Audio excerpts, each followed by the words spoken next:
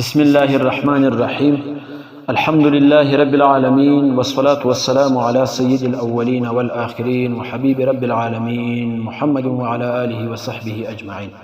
اللهم علمنا ما ينفعنا وانفعنا بما علمتنا وزدنا علما وألحقنا بعبادك الصالحين. أما بعد، نن به پر دغه موضوع باندې ان شاء الله کلام کوو چې ډېر ملګري دا شکایت کوي وایي زموږ حافظه کمزورې ده، هیره مو ډېره ده، مطالعه او کتابونه مو په حافظه کې نه کښېني، او چې سهار کتاب مطالعه کوو ماښام ماپښین ته بیا هغه د کتاب مضامین او مسایل او عبارات هېري. که ماښام کتاب مطالعه کوو بیا سهار ته هغه مطالعه هېري، او دا دی غیر معقول عذر. مثال علما داسې ورکوي لکه یو څوک وایي زه غرمه خوراک وکم نو د خوراک په پیدا باندې یوه ګنټه او دوه ګنټې بعد نه پوهېږم، ماپښین له په پیدا نه یم پوه سوی. نو په دغه وجه څوک خوراک نه پرېږدي، دوامداره مطالعه به وي، مایوسه کېږي به انسان نه. او که یوه هفته مطالعه وسي دومه هفته به فرق محسوسوي، چې دومه هفته وسي درېیمه هفته به فرق محسوسوي، دغه رقم میاشت تر میاشت، بیا د یوې میاشتې او د بلې میاشتې فرق وي، په هر لحاظ به فرق محسوسوي. نو دا غواړي وخت او صبر، استقامت، دوامداره مطالعه.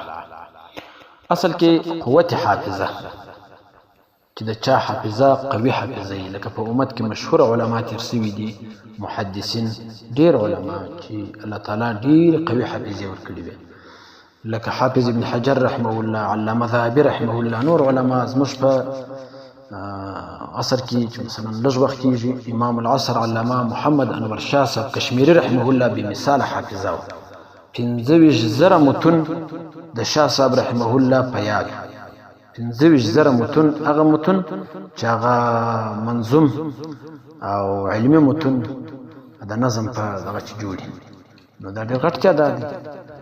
دغه حافظه قوي کېدل، قوت حافظه دا یو الهي احسان او انعام دی، فطري شی، لیکن څه اسباب، داسې اسباب شته چې حافظه په قوي کېږي، یاداشت په مضبوطه کېږي، او بیا مطالعې او کتابونه په هغه دغه شانو خیال چې وساتل شي نو په ذهن کې ښه کښېني.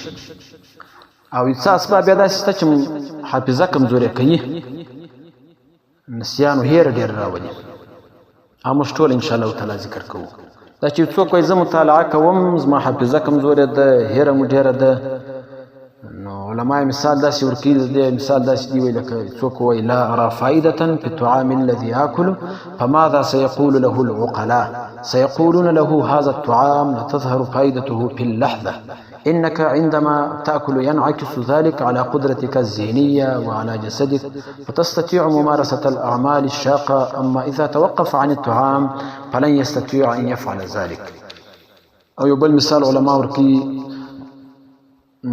وإذا إذا أردنا مثلا أن ننظر إلى أسناننا جرب أن تهمل أسنانك أسبوعا من الزمن فماذا سيحدث فيها؟ فأنت مع ذلك لا تشعر بفرق يوم ويومين وثلاثة، لكن إذا تراكمت هذه الأوساخ في أسنانك أدى ذلك إلى الالتهابات والأوجاع والأسقام. د حافظې قوي کولو دپاره، قوي کېدلو دپاره، د یاداشت مضبوطېدلو دپاره بعضې شیان کتابو ذکر کړي دي، څه اسباب. په هغه اسبابو کې اول شی دا دی چې کتاب تکرارا مطالعه کول، دا په ذهن کې ښه کښېني، او تر ډېره وخته به بیا د انسان یاد.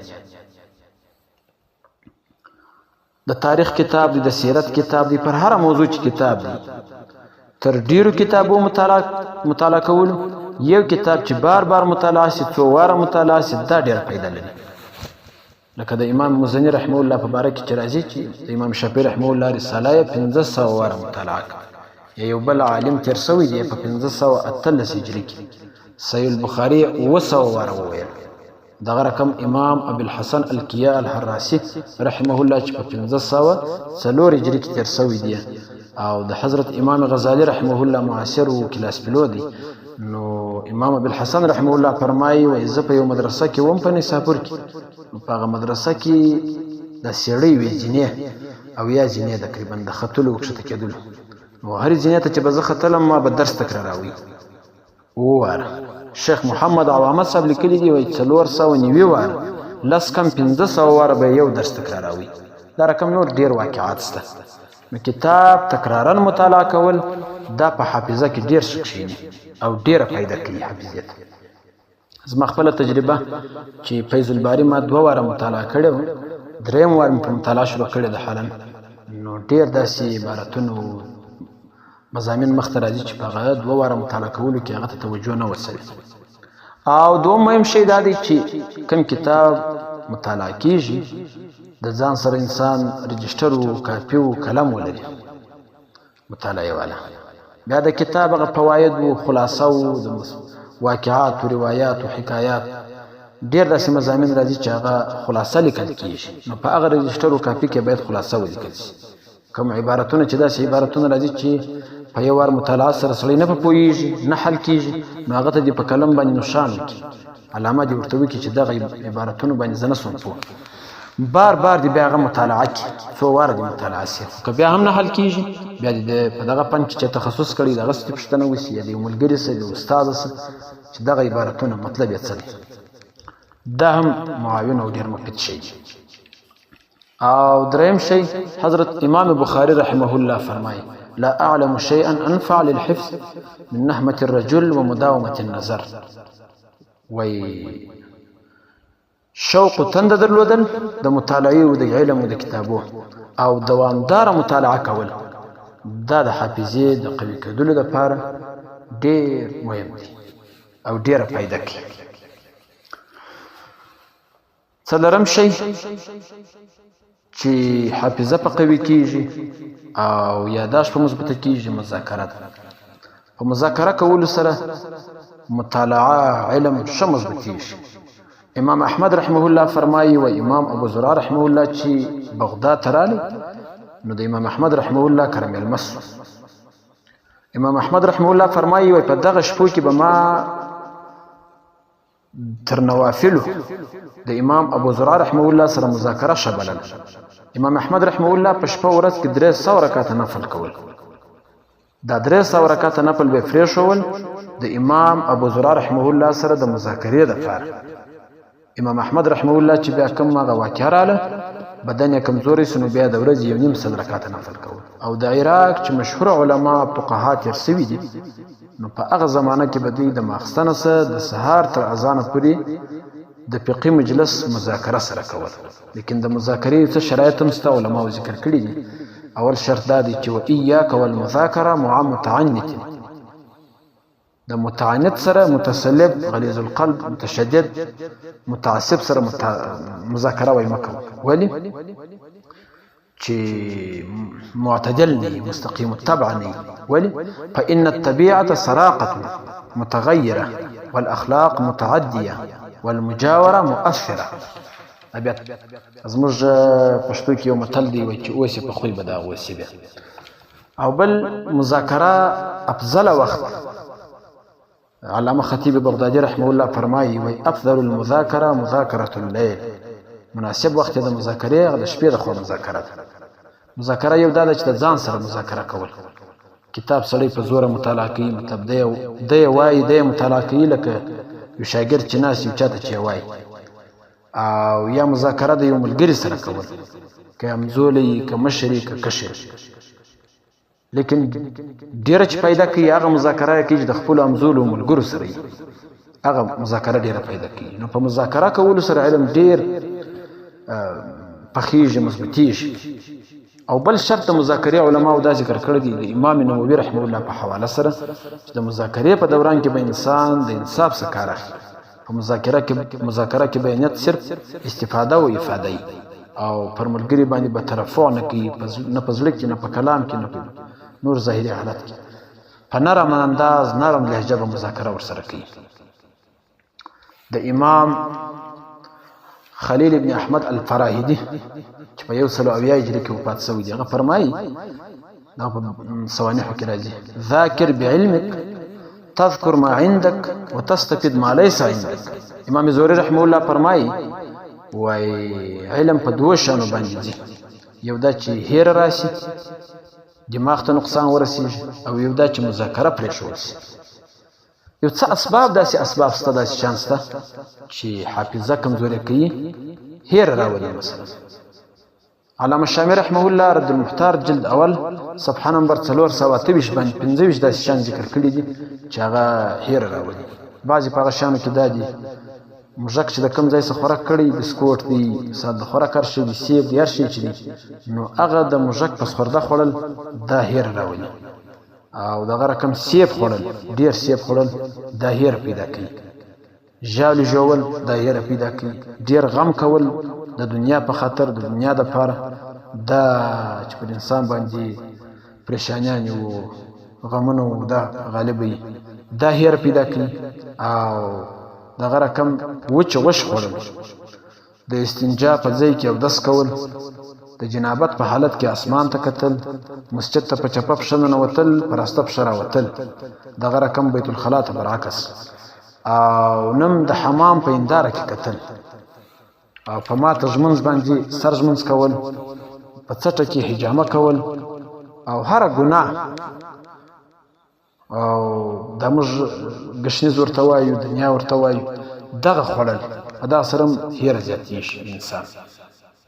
نن سبا بیا چې تر ټولو خطرناکه ګناه ده او ډیره ده او حافظې ته ډیر تاوان کوي ډیره هیره راولي بدنظري ده. بدنظري دا د نسیان تر ټولو لوی سبب کتابو بللی. بعضې کتابو بیا نور شیان هم ذکر کړي دي د هیرې ده لکه زیاته لوبیا خوړل ډېرې وچې غوښې خوړل او ټنډه یخ شیان هر وخت خوړل سرکه و نور دا رقم تروش شیان خوړل. امام شافعي رحمه الله فرمایي چې ډېر خوب کول دا هم هیره زیاتوي حافظه کمزورې کوي.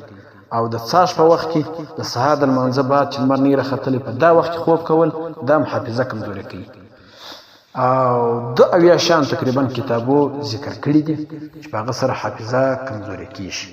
لیکن بعضې بیا روحاني باطني داسې اسباب دي چې حافظه قوي کوي لکه شکر ادا کول ځکه چې د قوت حافظه د مطالعه د علم د الله تعالی نعمت دی ډېر لوی نعمت دی. نو پر هغه باندې شکر ادا کېږي الله تعالی به دغه چا حافظه قوي کوي. او هر وخت دعا کول مصنف ته دعا کول په خپله ځان ته دعا کول نور مسلمانانو ته دعا کول په دعا کې ډېر لوی اثر دی. د حافظې دپاره دعا کول دا ډېر مهم شی. او دریم د هر ډول ګناه څخه توبه کول بار بار استغفار او توبه کول. څلورم د قرآن کریم تلاوت کول. د وخت کمی په وجه موږ نور واقعات ذکر نه کړو. د قرآن کریم تلاوت په کتابو کې علماو صوفیای کرامو بزرګانو ډېر داسې واقعات شته ډېر داسې ارشادات ملحوظات شته چې قرآن کریم څوک ډېر تلاوت کوي نو حافظه به یې ډېره قوي او نظر به یې تیز. دغه رقم د لهو لعب شام ځان ساتل دا حافظه قوي کوي.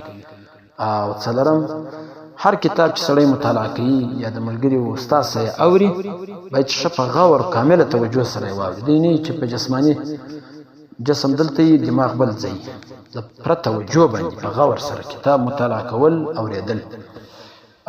اوم په پرسکون ماحول کې په داسې ماحول کې چې هغلته بیا بل مصروفیت شور غږ دا شی نه مطالعه کول. او اتم مطالعه کول لیکن په استقامت سره کول دوامداره مطالعه کول.